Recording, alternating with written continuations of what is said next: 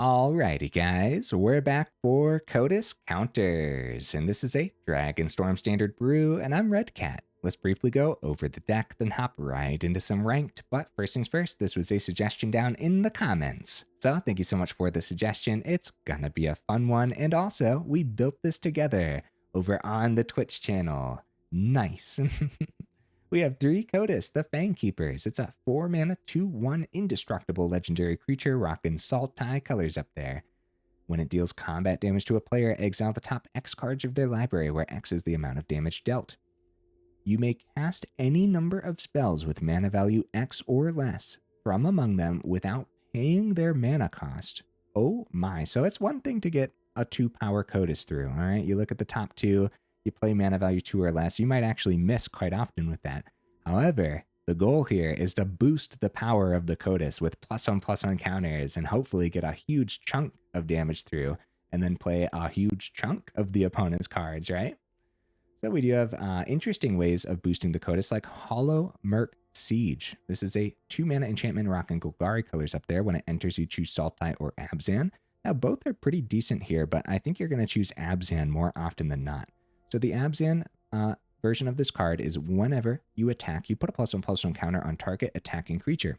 It gains Menace until end of turn. So, of course, the Menace can help that Kotis also get through for damage.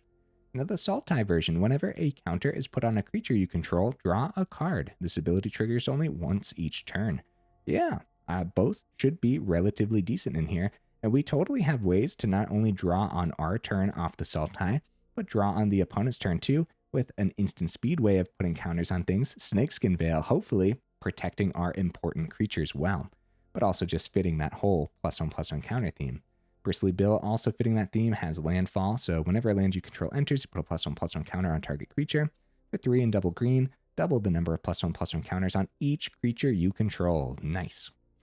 How about some more creatures? We have 4 Toadstool Admirers. The Ward 2 should really come in handy, and the bottom ability also fitting the +1/+1 counter theme. For 3 and a green, you put a +1/+1 counter on this creature. Just having an early ward creature to start stacking counters on top of should be really powerful, actually. We also have 4 Elusive Otters. It's a 1 blue mana 1/1 with prowess.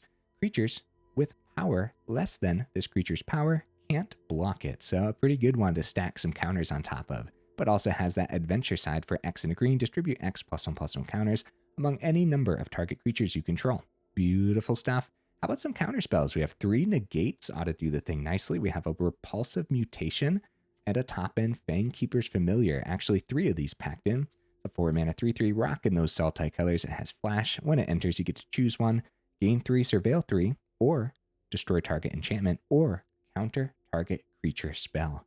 Pretty cool stuff. Also, kind of sort of a counter spell. We have Tidebinder making the cut as a 2 of. Not going to take the time to go over it right now. Our choice spot removal is going to be a Maelstrom Pulse as a 1 of, and 3 Assassin's Trophies. This could easily be your spot removal of choice, but just destroying target permanent should really come in handy. Now, there's a downside. Its controller may search their library for a basic land card, put it onto the battlefield, then shuffle. So we're also ramping the opponent, kind of taking a chance here, but hopefully you take that chance and then you counter whatever big thing they ramped into anyways, right? So we'll see, we'll see. All right, guys. We also have a top end, one of Sab-Sunen, which I'm not going to take the time to go over right now. We have a mana base that we thought about for quite some time. Hopefully we landed on something good over here.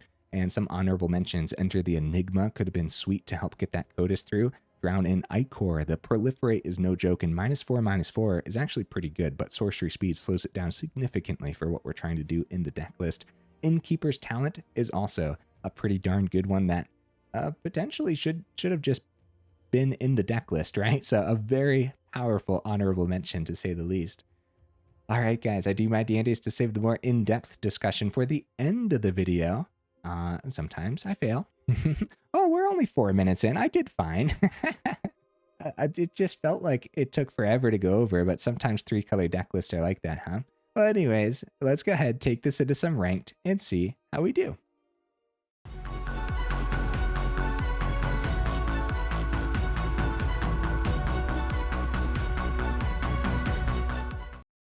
Right into that first game. What am I expecting from the build?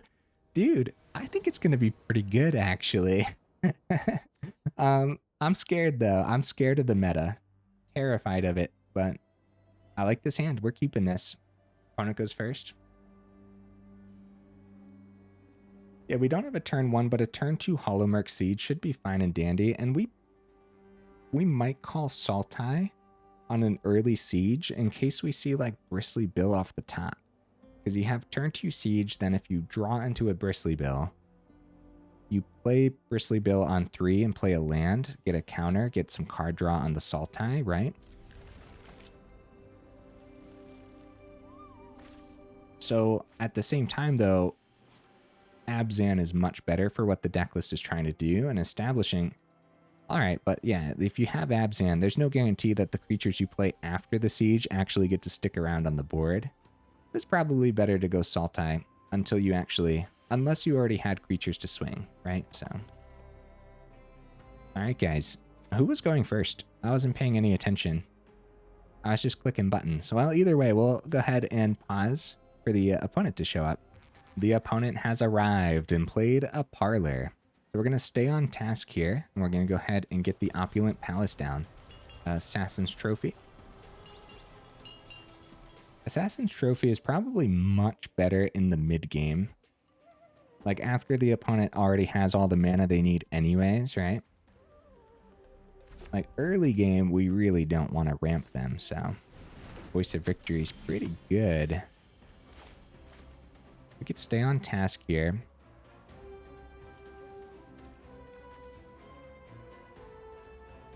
Yeah, let's stay on task. Let's call Sultai on the first Hollowmurk, just because I think Sultai is going to be a little bit better right now. Okay, they swing for 3 damage. We got to be careful with that bottom ability on the Voice of Victory too, where we can't cast spells during their turn. That means like Fangkeeper and everything would come down on our turn and we can't really use it as a counterspell. Hey, there's the Bristly Bill. All right, sweet. We won't have a green source open for Snakeskin Veil though.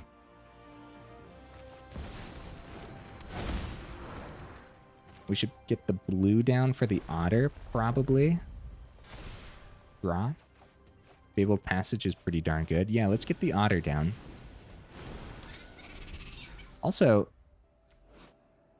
did I miss their turn? Wait, what did they do? wait, how's... They have no cards in the grave. Nothing in exile. They have a 2/2 on the board. I have no idea what they ended up doing here. They couldn't swing into this. That's great news. Let's go ahead and grab a green source on the Fabled Passage while boosting the Otter a few times. Also get some card draw too. That's really good, isn't it? Yeah, we might want to Assassin's Trophy the Voice. That way we can actually start doing things on their turn. They might double block. Taking out the Voice without the Assassin's Trophy might be a little bit better. If they do double block, we could keep Fangkeeper's Familiar open if we do get a chance to pop the Voice of Victory. Alright, we swing. Because we also have Snakeskin Veil, if we want to go that route. They probably just take the 6 here. It's going to be some generic spot removal maybe for the Elusive Otter. Could be burn, I guess. Oh. Okay. I'll protect the Bristly Bill. Because the Prowess also goes off too, which is actually pretty good. And then what we'll do, we'll probably just Assassin's Trophy for the turn, but let's see. Because it's still their blocking step. They do go for the chump. Yeah, letting them ramp is pretty bad. But it's a little worse. I mean, we won't be able to do anything on their turn, guys.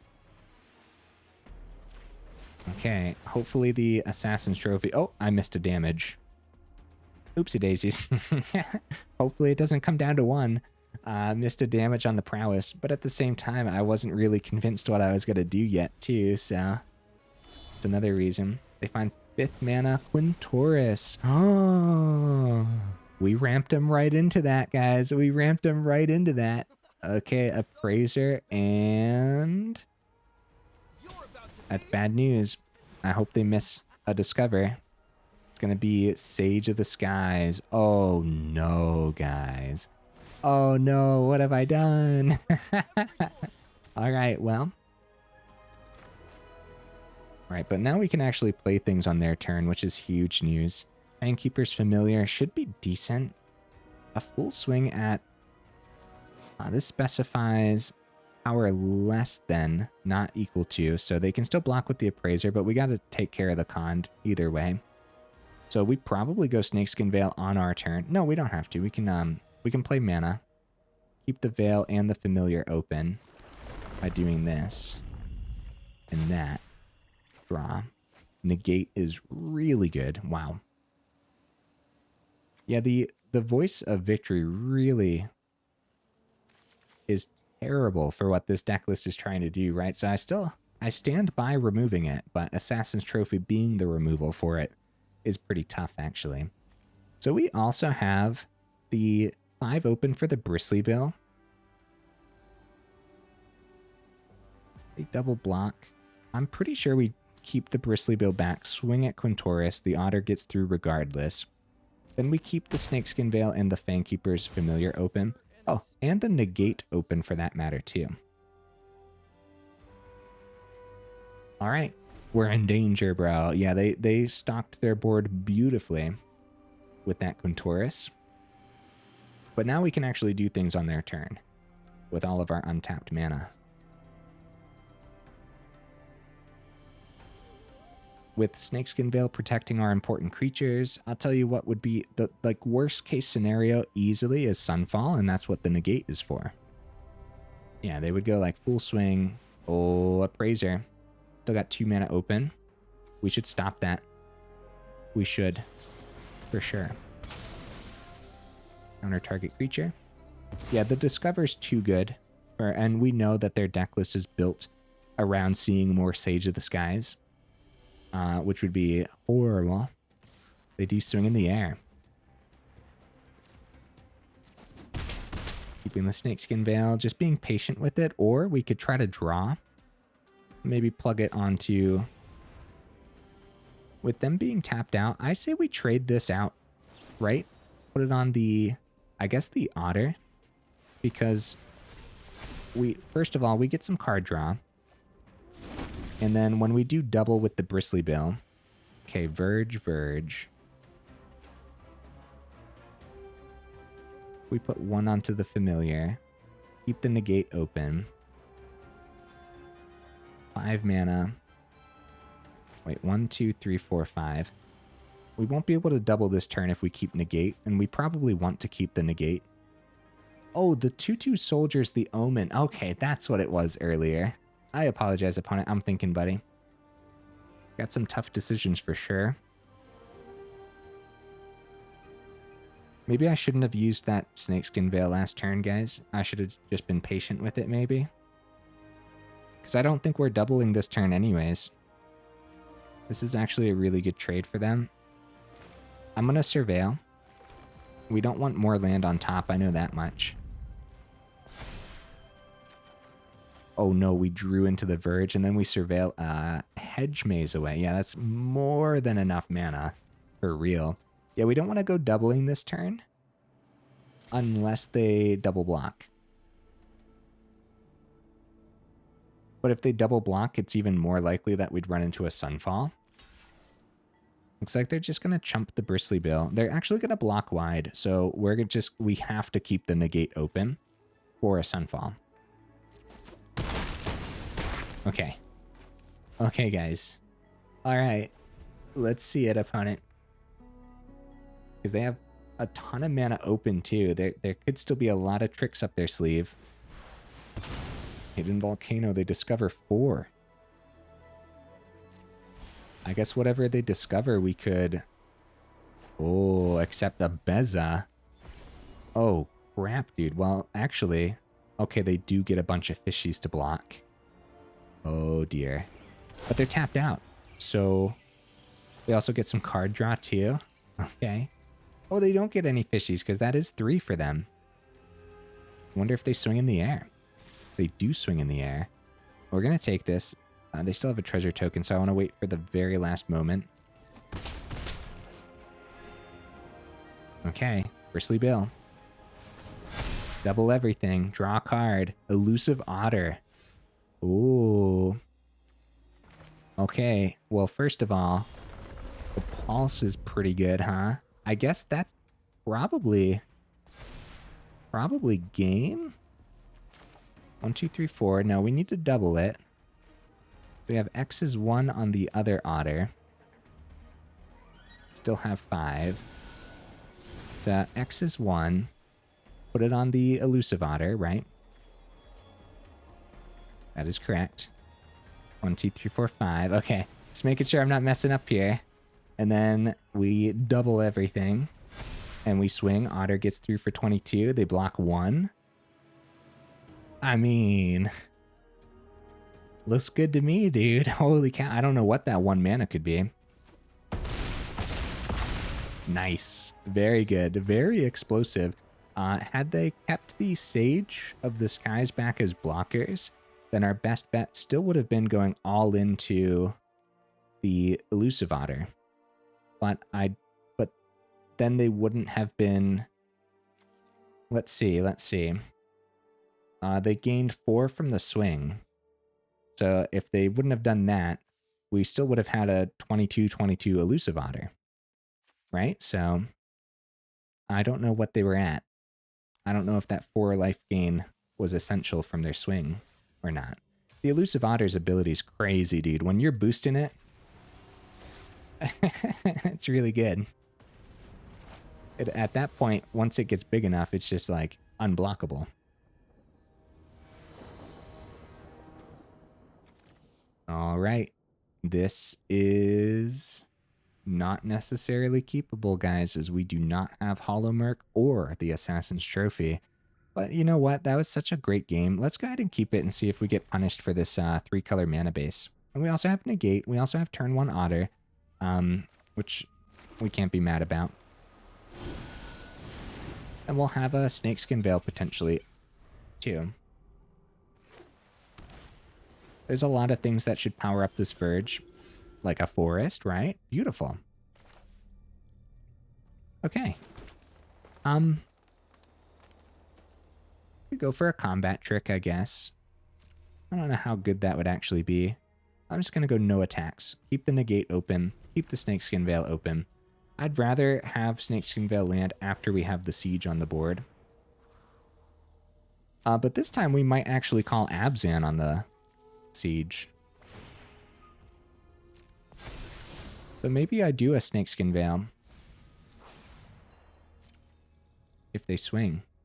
They probably don't. They do swing.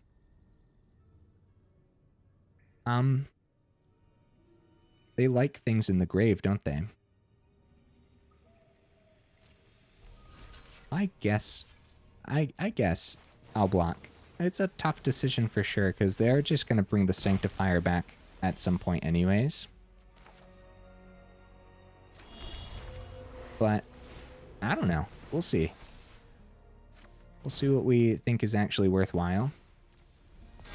I'll say this much. Hollowmurk Siege, another one of these to call Sultai on could be really good. Actually, we probably... Yeah, no, based on the hand. I was going to say we probably could have called Sultai again this game. But based on the hand, I don't know. We drop Cure. Here they come, guys. Deep Cavern Bat's going to hit the Assassin's Trophy.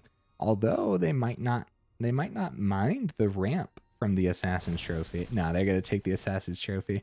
So when it comes time for their 4th, guys, we want to make sure we have the Negate open to stop things like this. Which is a Raise the Pass style deck list for sure. So we can get the Admirer down. We might as well start with the swing.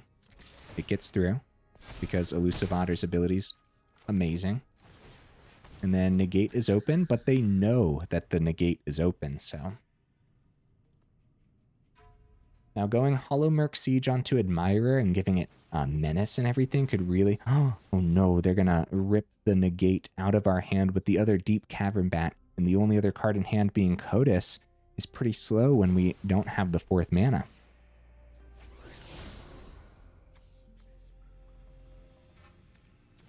That was pretty good for the opponent, huh? But you always have to anticipate another Deep Cavern back for sure.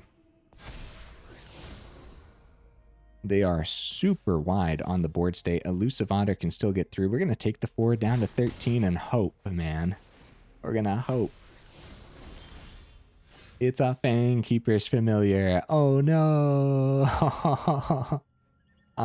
They definitely have the double block with the Sanctifier and the Channeler. Other words, onto the Admirer. We're still swinging with the Otter. But other words, well, they might actually... Yeah, Sanctifier, Channeler. Sanctifier goes to the grave. It might actually still... They don't know what this card is. Now, we'll keep the Chump Blocker back, because we're also getting pretty low. They go down to 12. Yeah, seeing another 4-drop is pretty bad, but it's also not the end, right? The actual end was probably this Negate, but we'll see, because they actually don't even have much in the grave right now. Everything's just on the board, and they're going wide really, really well. Have a good swing. They're going to be gaining 2 on the bats, back up to 16 here. They just gained 2 on the Sanctifiers. Down to 9. We have to chump. Take 8. I'm glad I kept the Chump Blocker back. I don't see a way around this. Oh, Starscape Cleric.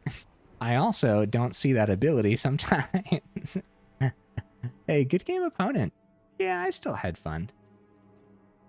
I think that even if we found the 4th mana on time, we would have been in some serious danger. Those Raise the Past deck lists are really hard to play it around and against, just like in general, right?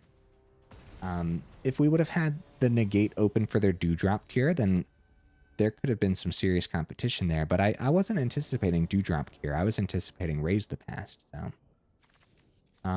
Nice. Nice, I like this. I think I'm gonna value turn 2. Opponent goes first, so we are on the draw. We could see more untapped sources. I'm keeping this. Oh, guys, hey, while I have you here in the middle of the video, make sure you check out that description where we do have that Discord link as well as that Patreon link if you're interested in supporting the channel that way or joining either of those up. And also, guys, if you liked the video, make sure you actually drop it a like. And if you enjoy the channel, then consider subscribing because it really does help out the channel. So thank you, guys. All right, let's get that Verge down. Based on the Admirer, we'll have Admirer next turn as well. And there's still a chance that we see an untapped source off the top. Like a forest or a swamp being untapped would mean Hollowmurk. I don't think that's an actual trade, so I'm going to go no blocks. Oh, crap. Were they actually offering a trade? That would have been a decent trade, right? Okay, the other Verge is not what we needed here. So we don't have the Hollowmurk Siege, but we do have the Surveil on the Maze, which powers up the Verge anyways. Snakeskin Veil.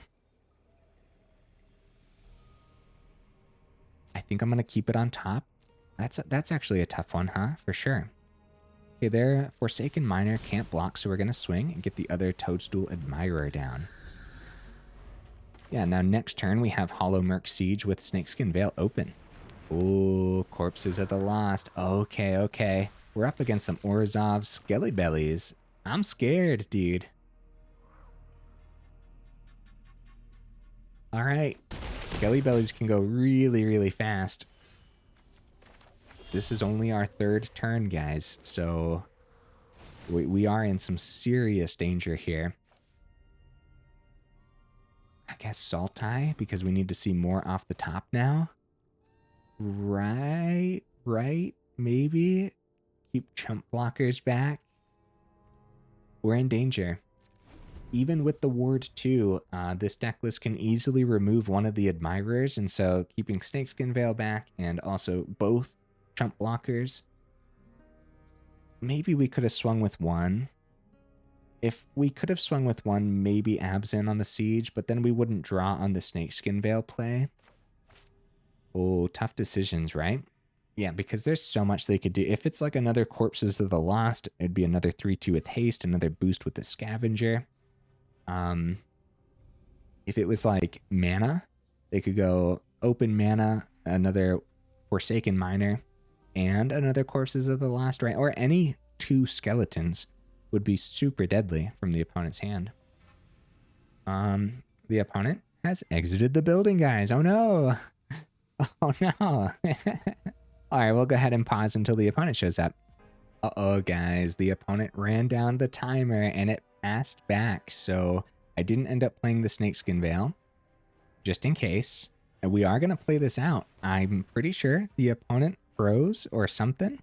So let's go ahead and get the Hollowmurk Siege number 2 down and swing with one of these. We still have Snakeskin Veil open, and Menace is pretty darn good. We draw our 4th Hollowmurk Siege, and guys, because I think the opponent froze, I am going to pause the recording again, see if they show up. Okay, the timer ran all the way down. We're going to go ahead and pass it back with the Snakeskin Veil open and pause once again. Guys, the opponent arrived at the very last moment. Okay, they drop a United Battlefront, and we are back in danger. The timer was almost completely gone. They drop an oops, and did they just miss on the United Battlefront? Huh. All right, we're gonna try. Let's get some card draw here, since they're tapped out now too. See what we see. We see a Fangkeeper's Familiar. I'm going to trade into the Optimistic Scavenger. Wait a minute. Taking 6 down to... Yeah, we should take care of the Scavenger while we can, huh? Down to 5. Corpses of the Lost. Are they going to pay this one? Actually, they probably should, right? They probably should. Yeah, I'm willing to bet the opponent froze. I feel like that's been happening a lot to our opponents. Oh, we do find mana, but it's a tap land. I would have loved to have the Fangkeeper's Familiar open, but more importantly, a negate for the Corpses of the Lost would have been really good. Let's go ahead and get the Surveil land down, see what we see. It's going to be a forest. I don't mind the extra mana, but I'm pretty sure we're going to die next turn anyways. So we can successfully get the other Hollowmurk Siege. Wait a minute. We could have had some card draw to start before the land, but we didn't know untapped land was on the top. Yeah, the Fangkeeper's Familiar with the life gain could be pretty good. We kept a blocker. Still going to take the 5. We'd have to keep 2 blockers, but then... One second, opponent, I'm thinking. I'm going to try to survive here, guys. Outside of the fun swing, we're just going to go Elusive Otter. 2 blockers. They're both going to be chump blockers, which is definitely terrible. At that point, too, I guess another Sultai. We could draw 2. But then, yeah, then we die. We take the 5. So, yeah. I guess we could have started with all that. Before the Surveil land, played the Siege. Also, they could just have some spot removal. Lord Skitter's Blessing. Oh, okay. Okay. Yeah, so we chump the big thing. We block one of them. We take 3 down to 2. So we do survive the turn, but we don't have much past this. Now we do have Fangkeeper's Familiar as a surprise. Gain 3 back up to 5. There's still a chance of survival. Blocking the Forsaken Miner. Maybe. They could still have instant speed spot removal before we block. So 7 could still get through even though we go up to 5. If we... Oh, another Corpses of the Lost. Yeah, so that's pretty much it, huh? Yeah, there's nothing we could do about that. And a case of the Stashed Skeleton. Holy cow. So Fangkeeper's Familiar not being able to counter any creatures this game, but also we didn't really have enough mana for a lot of it too. Wait a minute, guys. Destroy target enchantments. Wild. If they missed the other Corpses of the Lost? Oh man, that's actually really good, isn't it? Yeah. But they still had enough of everything else. Just an ultra utility card. Fangkeeper's Familiar. One to keep your eye on, dude. If something comes up with Sultai, Fangkeeper's Familiar is crazy sometimes. Okay, let's keep the ball rolling. We're going to try one more game. Looks like we'll get this quest done too, which will be nice. Kotis Counters. I believe in the deck list. Right now, what I'm thinking is more mana, but I also think we might already have 24, and 24 is probably right where we want it. So it's one of those things where maybe we could just be seeing more mana off the top. Repulsive Mutation. See, like this hand, like we kind of want more mana. I'm gonna keep it because we're already mana fixed pretty well. We don't have a turn 2 anyway, so we might as well just establish the Toadstool Admirer.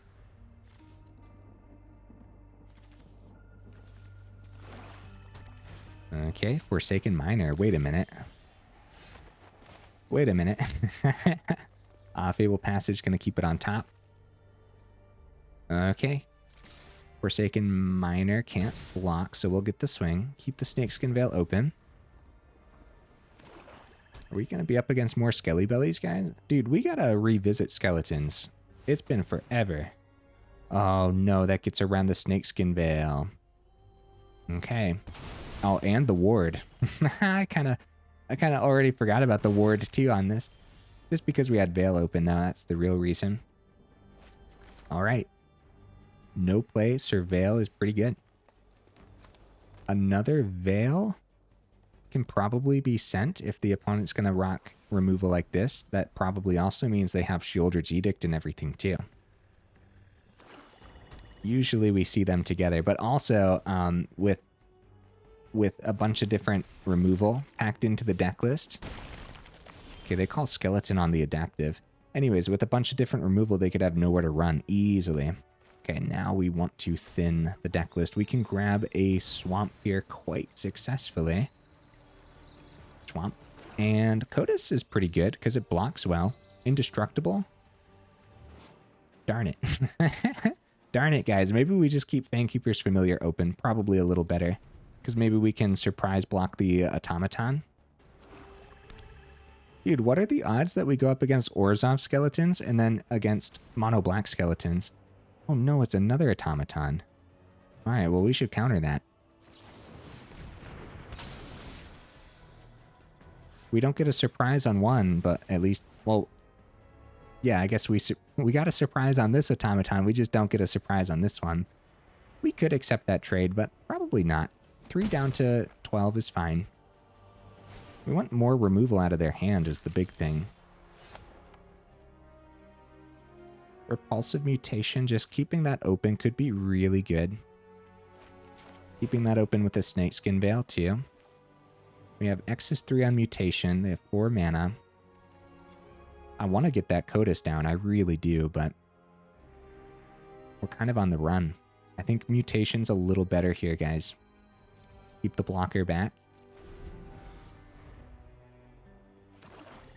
5th mana. That's not good news. Looks like they're going to swing before anything else, which means probably Snakeskin Veil for the block. And I hope that's fine, especially since we have Repulsive Mutation too. X is 2 on the Mutation. Looks like 3's getting through. I'd love to hit a counterspell on whatever creature they plan on playing here. They have 3 open. It has Unearth.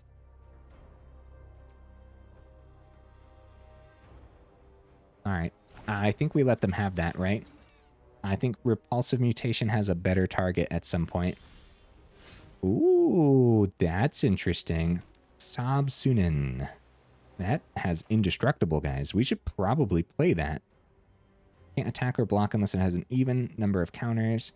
So, beginning of your first main... So it can't attack or block this first turn.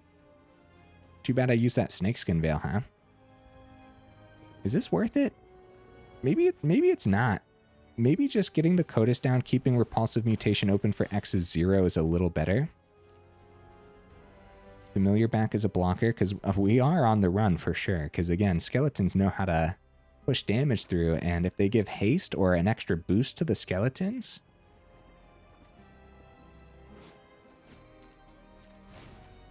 Okay, feed the swarm. So they have the 4 to pay here, guys. Let's see if they pay the Forsaken Miner. They do. Now they do not have the 4. So X is 0. Confirm 0. Target creature. Target the counterspell. There we go. All right. So we get to keep the familiar around. Yeah, we got lucky that they paid for the Forsaken Miner. Okay. They probably let the Kotis go through. The question is, how much good do we actually see off the Kotis? We could block here successfully. They don't know what's in hand. I should have kept that land back. Okay, they do block with Harvester. Okay. We're still in danger. For real. Sab-Sunen can't attack or block with even...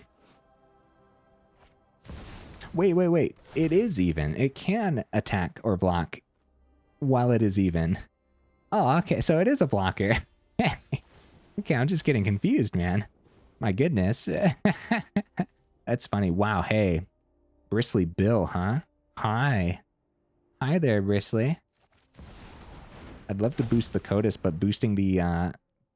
Hey, they dropped us the nice deck. Thank you, opponent. Thank you.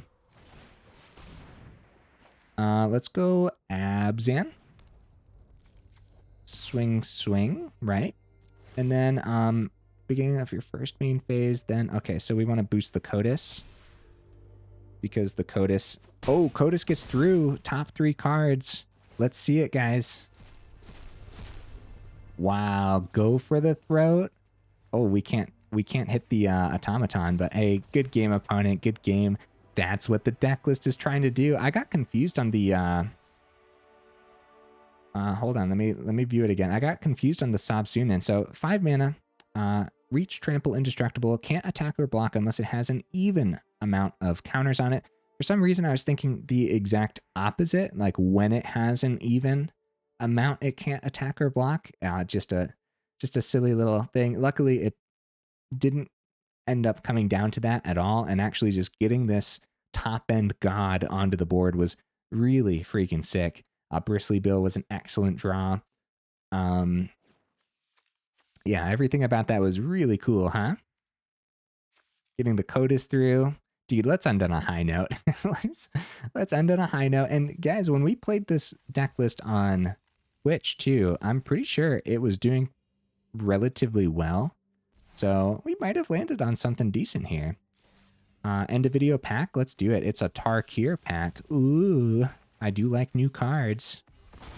Hey, my 4th. I almost said 3rd. My 4th Clarion Conqueror.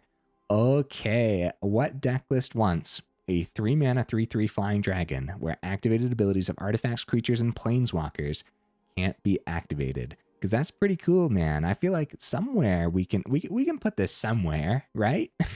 Especially if the rest of the deck list cares about having dragons in it too. So, yeah, I don't know. I like that. All right. Kotis Counters. Here's the deck list again. The mana felt good, didn't it? Wow. That's not every day I say that about a 3-color mana base, because boy, do we get punished when we play 3 colors. But it also might just be me and how I put together my 3-color mana bases. This time it worked out really nicely. Wastewood Verge is essentially just more forests until it's not, until it's a really good Golgari land. How do we turn it into a Golgari? Send help, guys? Words are hard. Well, you turn it into a Golgari land by either having a forest or a swamp on the board, which also includes all 4 Hedge Maze, because those are also forests, right? So that's really nice. But also, Fabled Passage can grab you a forest or a swamp out of the build too. Opulent Palace, tapping for all 3 is actually really good. Who cares that this is a tapped land? It just doesn't matter. You need to mana fix. Okay.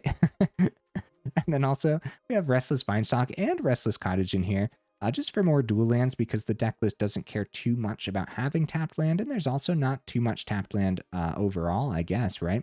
Unless you want to count Fabled Passage as tapped land too. More often than not, you're really hoping to get Fabled Passage down after you have 4 mana established, though, so this was good.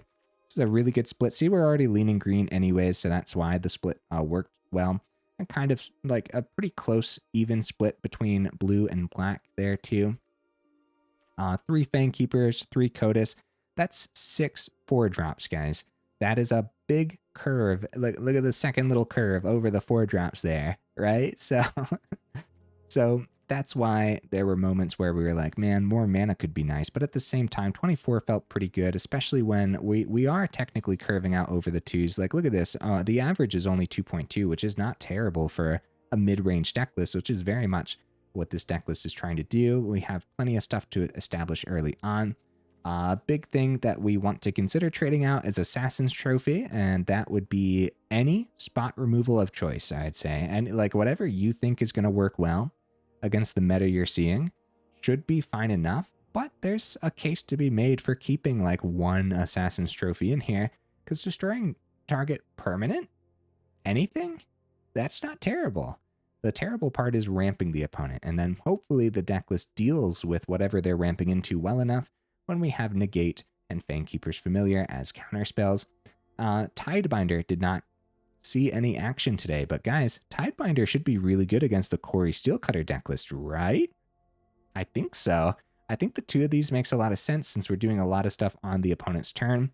Even if it just means keeping a Snakeskin Veil open with a counterspell, even if you just use the Snakeskin Veil, you're not going to be mad about that at all. Look at all these awesome instant speed things we get to keep open on the opponent's turn. We like all of those. Oh, Repulsive Mutation too. This also really came in handy. We didn't get to put any extra counters on, but I think there's going to be plenty of moments where we can utilize those extra counters from the Repulsive Mutation. Definitely a counter spell to keep your eye on, I would say. There's other stuff too. Now, look, that is a lot of still just creatures and sorcery speed things. Sorcery speed adventure on the Elusive Otter too, we don't want to forget about, but we do have like instant speed activation on the Bristly bill, which we did use today, didn't we? We had like 5 open, and I think we didn't play anything. We used the Bristly bill ability on their turn, so kind of like we could kind of put that over here in that list too, so that's kind of neat. Hollowmurk Siege. This is another card to keep your eye on, guys. This is one of those things where if this was, oh man, could you imagine if this was Gruul colors or something? I feel like it would be built around, and it would be really, really something. The big thing holding this siege back is Golgari colors, and when you play Golgari, there's already so much value in Golgari, right? There's just Golgari mid-range, and that's what people do when they just play those 2 colors, I guess. But there's some power on this card, right? Am I crazy? This is pretty good. Now you have to take the turn to establish it, sure, but there's actually just a lot of, like, if you have a turn 1 creature, we have 8 1-drops in here. If you have a turn 1 creature and you're curving into the siege on turn 2 with Abzan, and you swing with your turn 1 that now has Menace, and you also got a counter, that's crazy. But then what if you didn't hit that curve? What if you got Hollowmurk Siege on 2? You could call Sultai, turn 3 Bristly Bill, play a land, counter, draw a card, keep a Snakeskin Veil open. There's crazy lines of play in this deck list, guys, and that's one of the reasons why it actually felt pretty darn good. And on the Twitch channel too, when we were testing it and everything, kind of felt good there as well. So I don't know. I'm very pleased with this. I suppose you want to put it on the do not craft list, but this is definitely one where if you have the cards, you got to try this out and get back to me. Let me know what you thought of it, for sure. Yeah, if you have everything, this is one to try out. And it might require a little bit of practice. It was a little tough to play and a little bit out of my comfort zone, but overall, I'm pretty comfortable with slamming +1/+1 counters on things. The part that I'm uncomfortable with is playing cards on the opponent's turn, which I'm trying to get better at. But yeah, yeah, I liked this. Let's look at the rares real quick. Toadstool Admirer, Snakeskin Veil, and Negate are all common. That's really nice. Bristly Bill is mythic. Assassin's Trophy's rare. Again, this could be your spot removal of choice for sure. So you can definitely do some trading out for this deck list too. Hollowmurk Siege is rare. Repulsive Mutation is uncommon. We'll put those there. Rare for the Pulse, rare for the Tidebinder, rare for the Kotis, rare for the Fangkeeper's Familiar, and mythic for the Sab-Sunen. And then don't even get me started on the mana base, right? A whole bunch of rares. So it is pretty expensive, guys. That's why I put it on the do not craft list. But like I said, if you already got everything, give it a shot. Maybe you're only missing a couple cards. I would say still don't craft anything. Save your precious wild cards for the upcoming Final Fantasy set, and do some trading out based on your collection for sure, or based on whatever you're seeing in the meta too. So, all right, guys. Enough rambling, huh? I hope you guys enjoyed this one as much as I did, and let me know in the comments, what would you add or take out? Have you been playing Sultai? What does your Sultai deck list look like? Because we don't see a lot of Sultai anywhere. We just don't get to see it really. So yeah, let me know if you've been playing something like this. All right. Yeah, I think that's everything. If you made it this far, for real, y'all are champions. I super duper appreciate you, and I will see you in the next video.